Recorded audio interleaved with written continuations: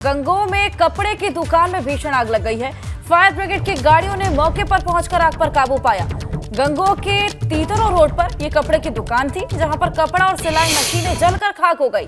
लाखों रुपए का नुकसान हुआ है। दूसरी मंजिल पर दुकान होने के कारण कड़ी मशक्कत के बाद आग पर काबू पाया गया। देखिए तस्वीरें, आप देख सकते हैं, एक्सक्लूसिव तस्वीरें हैं। आग लगने का कारण अभी तक पता नहीं चल पाया है। तो ये कपड़े की दुकान थी, दूसरी मंजिल पर इसमें आग लगी है। लाखों का माल जलकर राख हो गया।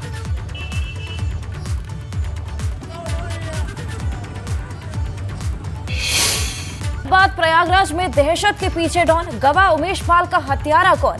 ये सवाल इस वक्त पूरा उत्तर प्रदेश पूछ रहा है, क्योंकि बदमाशों ने राज्यपाल हत्याकांड के मुख्य गवाह उमेश पाल को दिन दहाड़े गोलियों से मार दिया। इस हमले में उमेश पाल के गनर की भी मौत हो गई है। वहीं मृतक उमेश पाल की मां ने इस हमले का बाहुबली अतीक अहमद और उसके गैंग पर आरोप लगाया।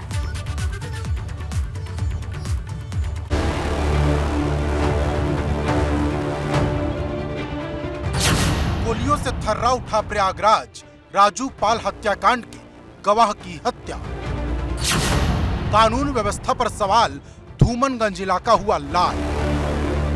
बसपा विधायक रहे राजू पाल मर्डर केस के मुख्य गवाह उमेश पाल की दिन दहाड़े हुई हत्या ने हड़कंप मचा दिया, क्योंकि हमलावरों ने प्रयागराज के धूमनगंज इलाके में घर में घुसकर न सिर्फ उमेश पाल पर कई राउंड फायरिंग की, बल्कि पूरे इलाके को बम से दहला दिया। बदमाशों की गोलीबारी में उमेश पाल की सुरक्षा में तैनात 2 गनर को भी गोली लगी। तीनों को स्वरूप रानी नेहरू चिकित्सालय में भर्ती कराया गया, जहां इलाज के दौरान गवाह उमेश पाल और उनके गनर संदीप मिश्रा की मौत हो गई, जबकि दूसरे गनर राघवेंद्र सिंह का इलाज चल रहा। उनकी हालत गंभीर बनी है।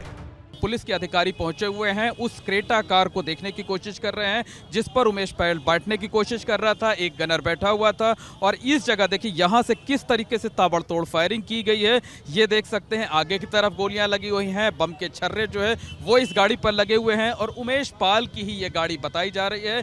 हाईकोर्ट इस पर लिखा हुआ है, तो इस जगह पर हमला किया गया। और ये जो सामने आप बहुत सकरा सा रास्ता देख रहे हैं, इसी रास्ते पर, इसी गली के अंदर उमेश पाल का घर था। यहाँ पर जब हमला वालों ने ताबड़तोड़ फायरिंग और बमबाजी शुरू की तो उमेश पाल जान बचाने के लिए इस गली में भागे, लेकिन वो अपने घर तक नहीं पहुंच सके। घर से बगल वाला जो मकान था उस मकान तक वो पहुंचे और उसके बाद जो है, लेकिन वो बच नहीं सके।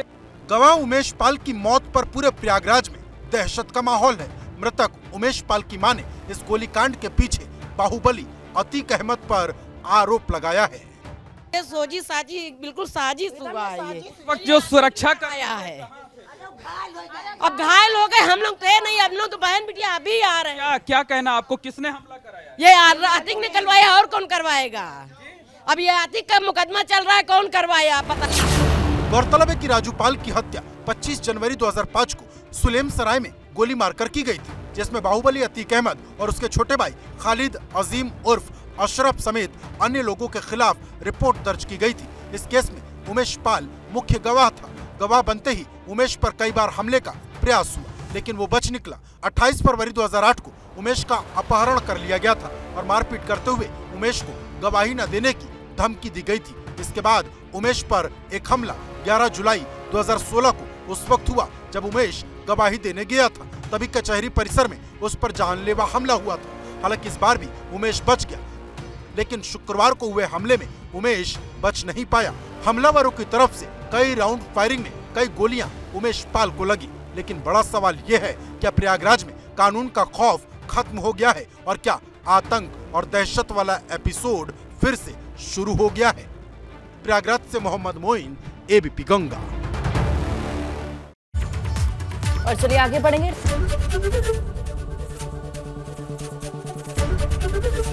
एबीपी गंगा, खबर आपकी, जुबान आपकी।